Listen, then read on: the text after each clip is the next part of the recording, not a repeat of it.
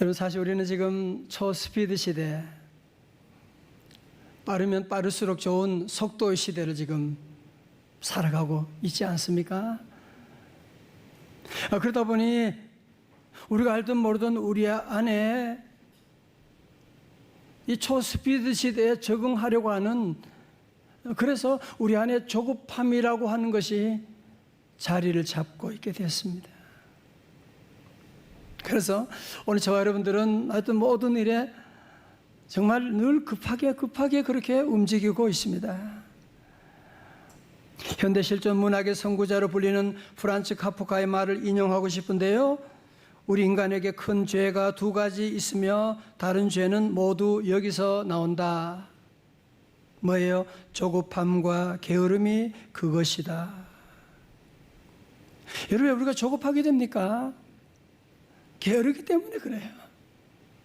제대로 평소에 준비하지 못하고 게으르니까 문제가 닥치면 갑자기 성질이 급해지게 되고, 그래서 뭔가 빨리 대박을 치고 싶고 빨리 성공하고 싶고, 그래서 조급함 때문에 수많은 인생이 망가지고 가정이 깨어지는 것을 우리가 늘 보고 있지 않습니까? 그런데 사실은 우리 안에 정도의 차이는 있겠지만 저를 포함해서 우리 가운데 조급함이 없는 사람 누가 있겠습니까? 그런데 하나님께서는 저와 여러분의 행복을 위해서 이 조급함을 다스리시기를 원하십니다. 자, 오늘 본문에 보면 아주 조급한 한 사람이 등장하는데 그의 이름은 사울입니다. 사울이 이스라엘 왕이 된 지 2년 되던 해 나이 40세에 백성들 앞에 뭔가를 보여주기 위해서, 그래서 3,000명의 군사를 데리고서 그리고 블레셋과 원수의 나라 블레셋과 전쟁을 벌이게 되었습니다. 그런데 여러분, 본문 5절에 보면 이스라엘과 싸우려는 블레셋 군사들의 전력이 나오는데요, 마차가 3만이고 기마병이 6천, 그리고 보병이 해변에 모래같이 많았다고 기록하고 있습니다. 이것을 알고 있는 이스라엘 백성들은 벌써 전쟁도 하기 전부터 벌벌 떨기 시작했고, 그 가운데 많은 사람들은 이웃나라의 가시나 길르앗으로 도망가 버리고 말았습니다. 여러분, 이 당시 전쟁은 신들의 전쟁이라고 그렇게 말해요. 무슨 말이냐면 각 나라마다 전쟁에 출전하기 전에 자기들이 믿는 신들에게 승리를 기원하는 제사를 드렸거든요. 이스라엘도 마찬가지였습니다. 그런데 이스라엘에는 이 제사는 제사장만 드려야 된다, 침례할 수가 있다고 하는데, 그래서 사울은 출전에 앞서서 제사장 사무엘 선지자에게 와서 제사를 드려주십시오. 그런데 무슨 이유인지 모르지만 이 사무엘 선지자가 며칠 기다리라고요? 7일을 기다리라는 거예요. 아니, 빨리 지금 제사를 드리고 전쟁에 나가야 되는데 7일을 기다리라. 지금 언제 블레셋이 쳐들어올지도 모르는 이런 상황인데 말이죠. 그리고 백성들이 지금 군인들 가운데 벌써 지금 두려워서 지금 이탈하는 그런 군사들도 많이 생겼는데, 8절에 보니까 백성이 사울에게서 흩어지는지라라고 하는 표현으로 미뤄보면 사울은 속히 와서 제사를 침례하지 않고 있는 7일 이후에 가겠다고 하는 이 사무엘 선지자의 말에 불만이 매우 컸을 것입니다. 좀 빨리 오지. 얼마나 속에서 열불이 났겠어요. 여러분, 사울 왕은 하루 이틀 3일 4일 기다려도 선지자가 아직 안 오는 거야. 6일을 기다려도 안 오네. 7일째는 오겠지 하고 7일째 아침 오전까지 기다리는데 그때도 안 와요. 그는 더 이상 기다리지 못하게 되고 조급해진 사울 왕은 어떻게 했습니까? 8절의 말씀 같이 한번 읽어봐요. 8절입니다. 시작. 사울은 사무엘이 정한 기한대로 이레 동안을 기다렸으나 사무엘이 길갈로 오지 아니하매 백성이 사울에게서 흩어지는지라. 9절 어떻게 했어요? 시작. 사울이 이르되 번제와 화목제물을 이리로 가져오라 하여 번제를 드렸더니 아멘. 여러분, 사울 왕은 여기서 보면 예배에 대한 기본이 없어요. 예배는 하나님께 드리는 것인데 하나님에 대한 생각은 전혀 없고, 전쟁을 치르려면 제사를 드려야 되는데, 화목제 번제를 드려야 되는데, 이 선지자가 이렇게 안 하면 어떡해? 그럼 무슨 누가 심리학은 뭐 그게 무슨 상관이야? 제사장이 꼭 심리해야 되냐? 그러면서 자기가 서둘러서 제사를 드려버리고 말게 된 것입니다. 여러분, 그런데 10절의 말씀 보세요. 번제 드리기를 마치자 사무엘이 온지라. 여러분, 그러니까 선지자 사무엘 선지자는 약속을 어긴 게 아니잖아, 그죠? 번제 드리기를 마치고 곧바로 선지자가 오게 되는, 그러니까 아마 7째 되는 날 오후 저녁 늦게쯤 도착하셨을 것입니다. 근데 사울 왕은 엿새까지 기다리다가 그거 몇 시간을 더 기다리지 못해서 그만 그는 선을 넘게 되는, 왕이 넘어서는 안 되는 선을 넘음으로 말미암아 거룩한 일을 그르치고 엄청난 그런 사고를 치고 말게 된 것입니다. 사는 성도 여러분, 사실 조급함이라고 하는 것은 불신자들에게만 나타나는 것이 아니라 우리 믿는 성도들 안에도 기도한다고 하면서도 우리도 조급할 때가 얼마나 많이 있습니까? 하나님, 지금 당장 응답해 주세요. 하나님, 지금이 바로 적기거든요. 하나님 모르세요, 지금? 하나님, 지금 응답 안 해주면 안 됩니다. 왜 하나님 자꾸 나보고 기다리라고 하는 거예요? 그래도 기도해도 영 응답이 없을 것 같으면 그때는 한마디 합니다. 하나님, 요즘 왜 그렇게 행동이 굼뜨세요? 하나님을 막 다 일러요. 여러분, 다 조급해서 그런 것입니다. 우리가 살아보면 우리가 생각할 때는 지금이 바로 적기라고 하는 그런 때도 있지만, 사실은 지나고 나면 그때가 적기가 아니었어. 너무너무 위험한 순간이었고, 그때 생각할 때는 이때는 위험한 순간, 이거는 적기가 아니야 라고 생각했을지 모르지만, 지나고 나면 그때가 가장 귀한 시간이었다는 것을 우리가 알 수 있는, 저는 그래서 자주 이사야 55장 8절의 말씀을 기억합니다. 내 생각이 너희 생각과 다르며 내 길이 너희 길과 다름이니라. 우리 성도들은 늘 우리 하나님의 길은 우리 길과 다른, 하나님의 생각은 우리의 생각과 다를 수 있다는 것을 우리가 늘 인정해야만 하는 것이거든요. 이제 사무엘 선지자가 기다리지 못하고 월권 행위를 한 사울 왕에게, 왕이 어떻게 그런 일을 할 수가 있습니까? 그런 말씀 전했을 때 사울은 하나님께 회개하기보다는 자기의 죄를 합리화시키려고 변명하는데, 백성들이 자꾸 흩어지려고 하잖아요, 지금. 당신은 정한 날이 오지 아니하고, 정한 날에 왔음에도 불구하고 계속 엉뚱한 얘기를 하고 있어요, 지금. 그리고 블레셋 사람들이 지금 쳐들어오려고 하니까 내가 부득이해 하여 제사를 드렸나이다. 얼마나 한심한 변명을 늘어놓고 있습니까? 회개하면 끝나는 문제인데 계속 변명을 늘어놓고 있는 거예요.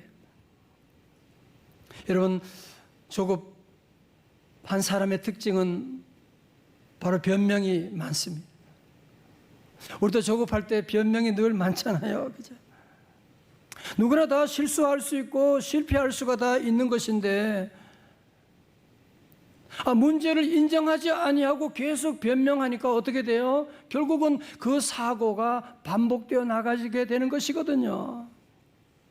프란츠 카프카는 또 이런 말을 했습니다. 인간 과오의 근원은 성급함에 있다. 우리가 저지른 지난날의 모든 과오들 여러분이 한번 분석해 보십시오. 그것이 다 뭐 있어요? 성급함 때문에 일어난 일이었잖아요. 그죠?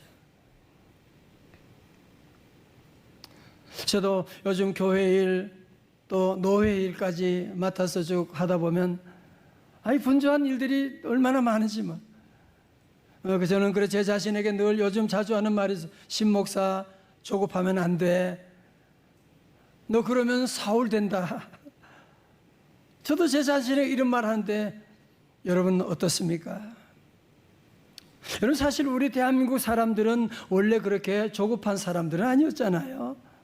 우리 민족은 은근과 끈기로 대변되는 그런 민족이었습니다. 그런데 산업사회로 바뀐 다음부터 부끄럽게도 우리나라는 조급한 것이 우리나라 백성의 특징인 것처럼 전 세계에 지금 알려져 있는, 여러분이 해외 가서 어디 여행 가보면 한국 사람 빨리 와봐요. 빨리 참 모르는 사람이 없습니다. 우리나라가 세계 경제 10위 경제가 그렇겠다고 말하지만 우리 마음에 조급함이 있으니까 우리 사람들의, 백성들의 마음을 보면 전부 다 화가 나 있어요. 그래서 행복지수가 저 바닥을 치고 있는 우리의 그런 모습들 보고 조그만 실수만 해도 그냥 SNS에 올려고 거기에 댓글 달고, 요즘은 카톡이라고 하는 거 있어가지고 문자 보내고 카톡하고 답장이 하나 기다리는 거예요. 계속 새벽에도 깨워가지고 답장, 이게 나를 무시하는 거야. 답장도 안 하고, 답장 좀, 카톡 좀 하지 마세요. 여러분 요즘은 장기적인 투자하기보다는 자꾸 단기적인, 그래서 영끌속이 있다고 그러더라고요. 무슨 말인가 보니까 영혼까지 끌어서 투기하는 거야. 막 주식도 사고 아파트도 몇 채라도 그냥 기회 되면 사가지고, 여러분 이게 얼마나 위험한 일인지 여러분이 다 알고 계시지 않습니까? 우리 학생들 한번 오늘 잘 들어요. 자 보세요.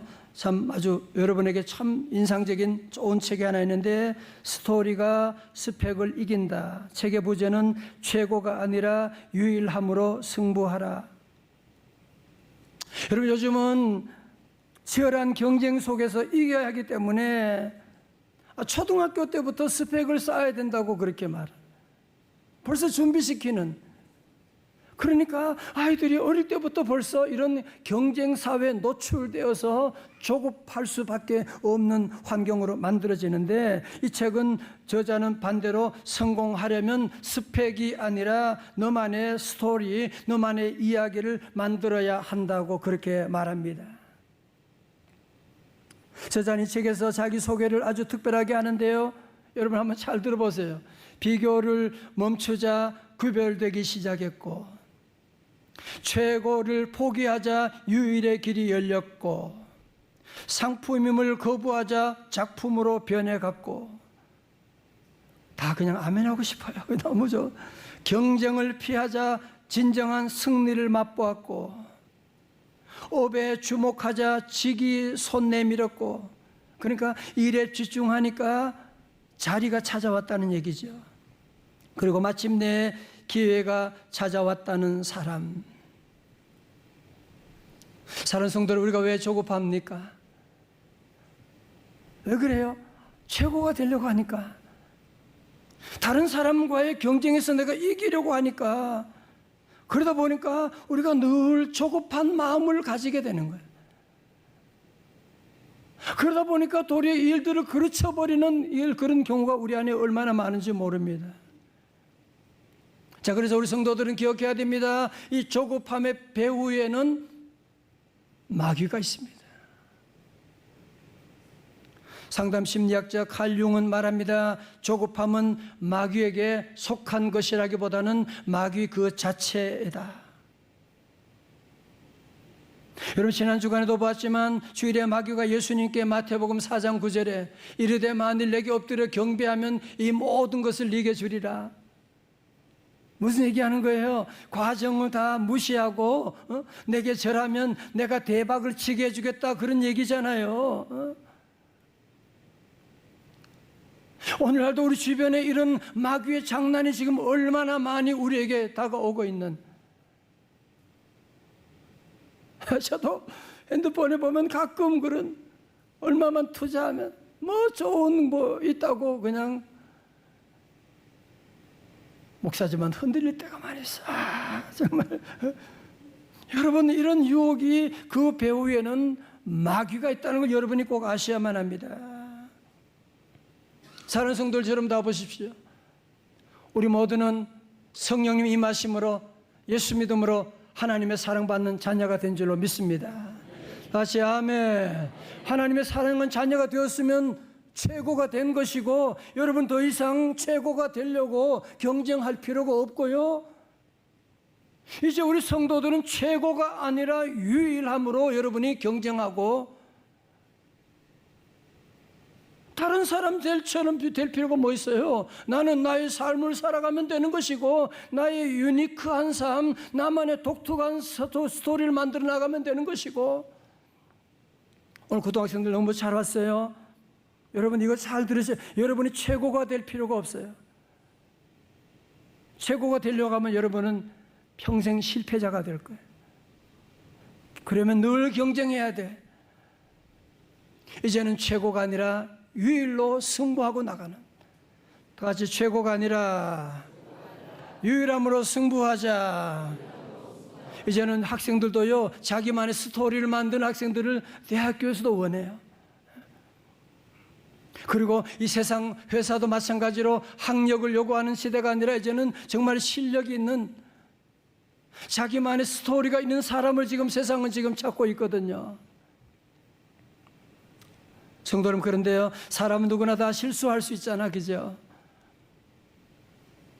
이때 사울 왕도 다윗처럼 주의 종의 설교 말씀 듣고 내가 여호와께 범죄하였습니다, 그러면 일이 다 끝나는데 계속 변명을 늘어놓고 있으니까 13절에서 사무엘이 사울 왕에게 하나님의 무서운 심판을 선포합니다. 사무엘이 사울에게 이르되 왕이 망령되이 행하였도다. 왕이 하나님 여호와께서 왕에게 내리신 명령을 지키지 아니하였도다. 그리하였더라면 여호와께서 이스라엘 위에 왕의 나라를 영원히 세우셨을 것이거늘. 여러분, 조급함을 간단하게 보시면 안 돼요. 조급함이 얼마나 엄청난 여러분 아픔을 가져오는지 여러분 아십니까? 14절의 말씀 다 같이요, 시작. 지금은 왕의 나라가 길지 못할 것이라 여호와께서 왕에게 명령하신 바를 왕이 지키지 아니하였으므로 여호와께서 그의 마음에 맞는 사람을 구하여 여호와께서 그를 그의 백성의 지도자로 삼으셨느니라 하고. 아멘. 우리 하나님은요, 조급한 사람 쓰지 않으세요. 그래서 사울 왕을 폐위하게 된 것이고, 여호와 하나님 마음에 맞는 사람 누구? 다윗을 하나님이 택하시고, 다윗은 어떤 사람이에요? 기다리는 사람이에요. 10년, 13년 동안 기다리는 사람이에요. 하나님은 그런 사람을 통해서 하나님의 구속 역사를 이루어 나가시겠다고 말씀하고 있습니다. 참 안타까운 것은 만일 사울이 사무엘 선지자의 말씀 듣고 회개했다면, 변명하지 않고 회개했다면 여러분 13절, 14절의 저주가 임했겠습니까? 아니요. 그런데 왜 사울은 회개하지 않았을까요? 못했을까요? 여러분, 그 이유는 뭐냐면은 눈에 보이지 않는 하나님보다 눈에 보이는 백성들이 너무 두려워서 그랬던 거예요. 여러분, 사실 우리도 조급함이 언제 오는 거예요? 사람들한테 잘 보이려고, 사람들 앞에 인정받으려고, 이제 우리 성도들은 보이지 않는 하나님을 바라봐야 됩니다. 잠언 29장 25절의 말씀, 우리 고등반 읽어볼까요? 고등학생들 준비 시작. 여호와를 의지하는 자는 안전하리라. 아멘. 여호와를, 사람을 두려워하면 올무에 걸리게 되는 거예요. 여러분, 조급함은 전염되는 거 아시죠? 그죠? 엄마가 조급한 사람은 딸도 조급해지게 돼요. 왕이 이렇게 조급조급하니까 백성들도 조급조급하게 됩니다. 백성들이 떠날까 두려워서 제사를 드렸는데, 인기가 떨어질까 싶어서 제사를 드렸는데 그 결과는 뭐예요? 도리어 모였던 3,000명 가운데서도 남은 사람이 몇 명? 600명만 남았더라고 말씀하고 있습니다. 오늘 저는 이 말씀을 보면서 묵상하면서 사울 왕이 그때 하나님의 시간을 조금만 더 기다렸으면, 아니 7일째 아침 아니라 몇 시간만 더 기다렸으면 참 좋았을 텐데, 그만 서두르다가 이런 선을 넘어버리고 엄청난 실수를 하게 되고 이런 결과를 보게 되는데, 말씀을 묵상하다가 누가 보입니까? 말씀 안에 있는 저의 모습, 여러분의 모습이 보이지 않습니까? 우리도 잘 기다리질 잘 못하고 조급할 때가 많은데, 하나님의 도우신 은혜가 함께 하시기를 주의 이름으로 축원합니다. 우리 신앙생활도 마찬가지지요. 조급하지 않고 늘 기다리고, 기도한다고 당장 응답이 없을 때도 있고, 내가 봉사한다고 누가 알아주긴 하겠어요. 그러나 주님은 알아주시거든요. 그래서 우리 성도들은 묵묵하게 늘 기다리는 삶, 그냥 기다리는 것이 아니라 늘 우리는 눈물로 씨를 뿌리면서 말씀의 씨앗, 기도의 씨앗, 사랑의 씨앗을 늘 뿌리면서 나아가는 삶입니다. 시편 126편 6절의 말씀, 오늘 요절 말씀이요. 다 같이요. 크게 시작. 울며 씨를 뿌리러 나가는 자는 반드시 기쁨으로 그 곡식단을 가지고 돌아오리로다. 아멘. 여러분, 제가 지난 특세에서 말씀드렸잖아요. 우리 예수님도 30년 동안 준비하셨어요. 하나님의 아들이시지만 30년 동안 준비하시고 공생의 3년을 마치시고 십자가 지시고 부활하시게 된 것이거든요. 그러면서 주님은 제자들에게도 서두르지 말라고, 성령님 임할 때까지 서두르지 말라고 말씀하셨던 것입니다. 사는 성도 여러분, 누구나 다 조급함이 찾아오게 됩니다. 오늘 저는 두 가지로 말씀을 정리하려고 합니다. 첫 번째로, 우리 모두는 주님 앞에 자신을 인정해야 됩니다. 주님, 나는 정말 조급한 사람입니다. 정말 조급한 사람입니다. 하나님의 은혜 없이는 나는 늘 실수하는 사람입니다. 여러분, 우리 자신이 내가 조급한 사람이라고 하는 것을 인정할 때 조급함에서 벗어날 수가 있거든요. 두 번째로, 우리 명성제일교회 성도들은 조급함이 찾아올 때 누가 와서 급히 사인하라고, 지금이 마지막 기회라고, 당신한테만 얘기하는 거라고,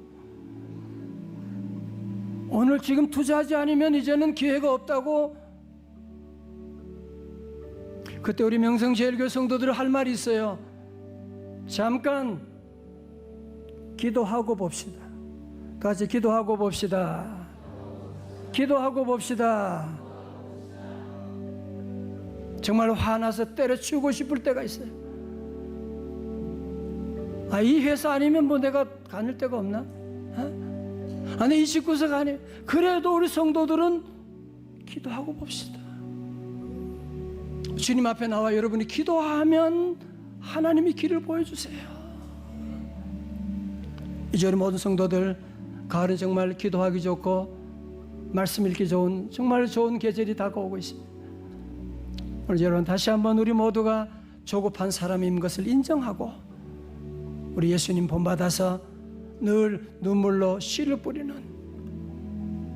늘 기다리면서 준비하며 나가는, 그래서 기쁨으로 단을 거두는 우리 성도들 다 되시기를, 우리 고등학생 다 되시기를 주님의 이름으로 축원합니다.